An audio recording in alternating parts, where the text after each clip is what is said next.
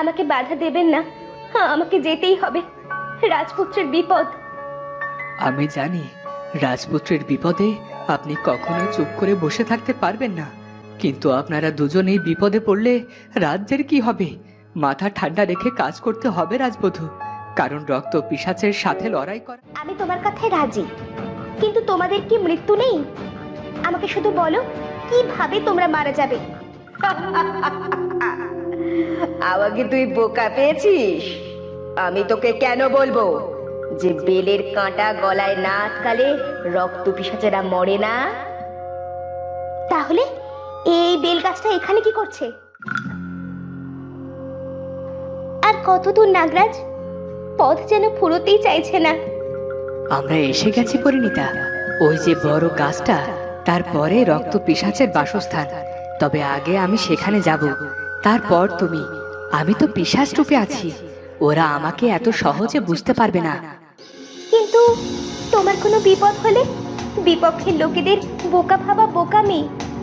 ওরা আসলেও বোকা, আর ওদের বোকামি ওদের জন্য কাল হয়ে দাঁড়াবে। তুমি ভেবো না পরিণীতা, ভরসা রাখো, আমি আছি। যদি রাজপুত্রকে ওরা বাঁচিয়ে রাখে তবে আর কোনো ভয় নেই। ওদিকে ইয়ামিনী ভীষণ ভয় পাচ্ছে, ওর জন্য আরো দুটি প্রাণ অকালে ঝরে যাবে এটা ভেবে।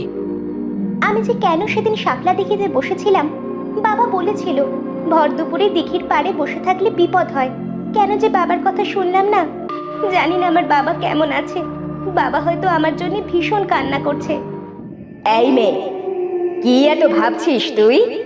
তোকে তো আমি মারবো না, তাহলে এত ভয় কিসের? ওদেরও মেরো না, ওদের ছেড়ে দাও। ওরা তো তোমার কোনো ক্ষতি করেনি। তোমার রাজ্য চাই, তবে সেটা নিয়ে নাও। তবু ওরা বেঁচে থাক। তুই তো বড্ড বেশি কথা বলিস। তবে শোন, রক্ত পিশাচেরা কখনো বিনা যুদ্ধে কোনো রাজ্যের দখল নেয় না। ওকে এমনিতেও মারবো, অমনিতেও মারবো, কারণ ও শুভ শক্তির প্রতীক। কিন্তু আমরা পৃথিবীতে পণ করে এসেছি, সব জায়গায় থাকবে অশুভ রাজের কালো ছায়া। এত রাজ্য আর রাজত্ব দিয়ে কি হবে? তোমরা থাকো না বাপু তোমাদের মতো। মানুষের রাজ্যে তোমাদের কি? তোকে আবার ভালো লেগেছে, তুই হবি আমার প্রধান দাসী। তবে বেশি কথা বলা আমি একদম সহ্য করব না। রক্ত পিশাচ রানী, আপনার কথা মতো কাজ হয়ে গেছে। এখন সব আয়োজন করে ফেললেই হয়। বাহ, আমার বাহাদুর সেনা। এবার রাজ্য পেলে আমি তোকেই আমার সেনাপতি করব। যা, অতিথিরা এসে গেছে। আর মনে থাকে যেন, আমি গরম রক্ত পান করব, সাথে মানুষ ভাজা খাবো। জি আচ্ছা। ওদিকে দুই বন্ধু রাজপুত্র এবং ইন্দ্রজিৎ কেমন করে মুক্ত হবে সেই কথাই ভাবছে। এটা কেমন রশি বন্ধু, এটা তো কিছুতেই খুলছে না, উল্টো যত চেষ্টা করছি ততই আটকে যাচ্ছে। আমরা কোন ফাঁদে পড়লাম? এটা ওই পিশাচিনীর মায়া, কিছু করতে হবে। আমরা কিছুতেই রক্ত পিশাচের শিকার হতে পারি না। আমার মাথায় একটা উপায় এসেছে। কি উপায়?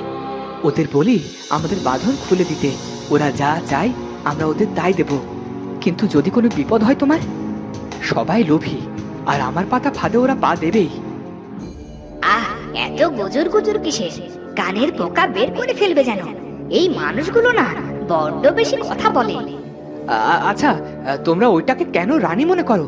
চাইলে তো তুমিও এখানকার রাজা হতে পারো। তাছাড়া তোমার বুদ্ধি তো ওর চেয়ে বেশি।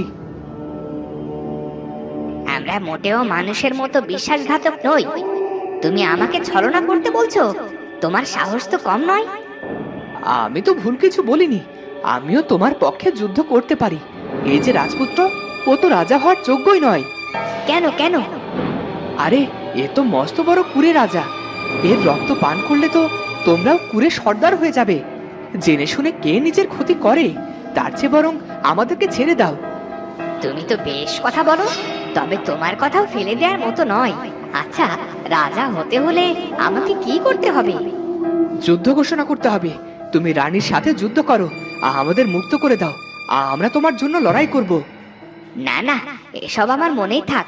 রানী এসব জানলে আমার কঠিন শাস্তি পেতে হবে। তুমি আর আমার সাথে একটাও কথা বলো না। আমিও কেমন মানুষ মানুষ হয়ে যাচ্ছি। বন্ধু, তুমি মন খারাপ করো না। তুমি তো তোমার মতো চেষ্টা করছো, আর কোনো উপায় নেই। আমাদের হয়তো ওদের কাছেই পরাজয় মেনে নিতে হবে। তবে বড্ড খারাপ লাগছে এই ভেবে যে আমি বিদায় বেলায় একটা বারও আমার প্রিয় বন্ধুকে আলিঙ্গন করতে পারছি না। যদি তোমাকে কোনোভাবে এখান থেকে মুক্ত করতে পারতাম, সেটাই হতো সবচেয়ে বড় সার্থকতা। তখন সেখানে আসে সাপ আর পরিণীতা। পরিণীতা, তুমি ওই খাঁচার পিছে লুকিয়ে পড়ো, আমি দেখছি এখানে আসলে ওরা কি করতে চায়। আরে এইটা তো ইয়ামিনী। ইয়ামিনী, বৌরানী, বৌরানী, আপনি এসেছেন। আপনি রাজপুত্র আর ইন্দ্রজিৎকে বাঁচান। কেমন করে বাঁচাবো আমি তোমাদের? কোনো উপায় কি নেই? আচ্ছা, তুমি তো গ্রামে বড় হয়েছো, আর এর আগেও এদের কথা শুনেছো, কিন্তু এদের কাছে তুমি এলে কেমন করে? আমি সেদিন শাপলা বেলে বসেছিলাম, হঠাৎ নীল রঙের একটা পাখি এলো। আমি ওর পিছু নিলাম, আর জানি না কিভাবে এখানে এলাম। যেমন করেই হোক রাজপুত্র আর ইন্দ্রজিৎকে মুক্ত করতে হবে, নয়তো কিছুই করতে পারবো না। মনে পড়েছে বৌরানী। কি মনে পড়েছে ইয়ামিনী? ওই যে পাশে বেলগাছ দেখতে পাচ্ছ, ওটা কোনো কিছুতে আটকে এই রক্তপিশাচদের খেতে দিন বৌরানী। কথার ফাঁকে ওরা বলছিল বেলের কাঁটা গলায় আটকালে কেবল ওদের মৃত্যু হবে। বাহ, তুমি তো বেশ ভালো উপায় বলেছ, কিন্তু কি যে করি? এই পিশাচেরা দেখতে তো একই রকম। নাগরাজকে আমি চিনব কেমন করে? কেউ আসছে, আপনি ওই বেলগাছটার পিছনে লুকুন বৌরানী, ওরা কেউ সেখানে যাবে না। তখন পরিণীতা একটা গাছের নিচে লুকিয়ে পড়ে, আর ওদিকে ওদের সব আয়োজন শেষ। রাজপুত্র আর ইন্দ্রজিৎকে দাঁড় করানো হয়েছে সব পিশাচদের মাঝখানে। পিশাচিনী, এদের খাওয়ার আগে আমরা তো কিছু নাস্তা করে নিতেই পারি। শুনেছি চাঁদ মধ্য আকাশে এলে তবেই পূর্ণ শক্তি লাভ করা যায়। আরে বাহ, বেশ ভালো বলেছিস তো। তোদের দিয়েই আমি রাজ্য জয় করব। আমাকে আটকানোর আর কেউ নেই। যা আমার বাহাদুর সেনা, তুই তবে আয়োজন কর। তখন নাগরাজ এদিক ওদিক পরিণীতাকে খুঁজতে শুরু করলো। কোনো উপায় না পেয়ে ও নিজের রূপে ফিরে এলো। পরিণীতা, পরিণীতা, তুমি কোথায়? এ কি, তুমি নিজের স্বরূপে কেন এসেছো? কেউ দেখে নিলে তো বিপদ হবে। বলো কি হয়েছে? ওদের খাবারে আমি ঘুমের ওষুধ মিশিয়ে দেব, ওরা ঘুমে ঢলে পড়বে, আর আমরা সবাই এখান থেকে পালাবো। তাতে খুব একটা লাভ হবে না, ওরা তো আবার জেগে উঠবে, আমার প্রজাদের ক্ষতি করবে। তবে কি করতে চাও পরিণীতা? ওদের শেষ করতে পারে কেবল বেলকাটা। তুমি ওদের খাবারে বেলকাটা মিশিয়ে দাও, তাহলেই আর কোনো চিন্তা নেই।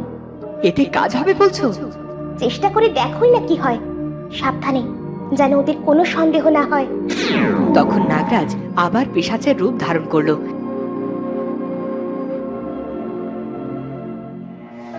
আর খাবারে বেল কাটা মিশিয়ে দিয়ে পিশাচের দলে যোগ দিল। দেখো দেখো, সবচেয়ে সুস্বাদু খাবার এনেছি, খাবার খেয়ে আমরা অপেক্ষা করব, আর যখনই চাঁদ মধ্য আকাশে আসবে তখনই আমরা উল্লাস শুরু করব।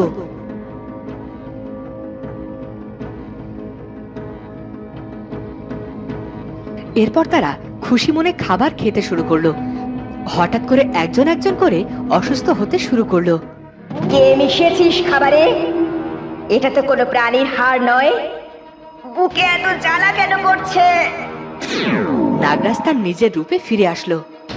আমি তোমাদের মারতে এসেছি, তোমরা আমাদের জায়গা দখল করে নিয়েছো, অনেক সাপেদের প্রাণও নিয়েছো।